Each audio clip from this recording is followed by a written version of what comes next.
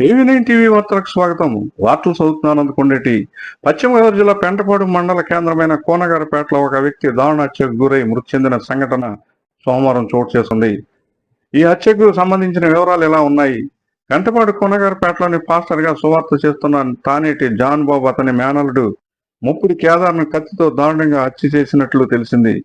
ఈ హత్యకు గల కారణాలను కుటుంబ కలహాలేనని స్థానికులు బహిరంగ చర్చించుకుంటున్నారు.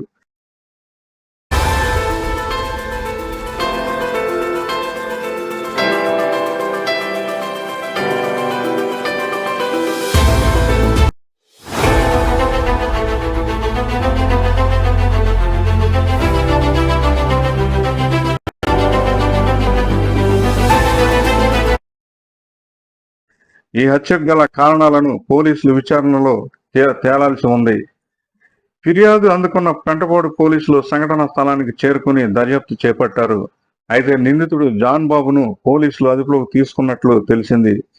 మృతుడు కేదార్ సుమారు గత 15 ఏళ్ల కిందట తాడేపల్లిగూడెం డైలీ మార్కెట్లో ఒక మద్యం షాప్ వద్ద పెంటపాడు కోనగారిపేటకు చెందిన మాండ్రు ప్రతాప్తో ఘర్షణ పడి అతనిని కేదార్ తలపై ముఖంపై నాపరాయితో మోది హత్య చేసిన సంఘటనలో కేదార్ నిందితుడిగా ఉన్నాడు.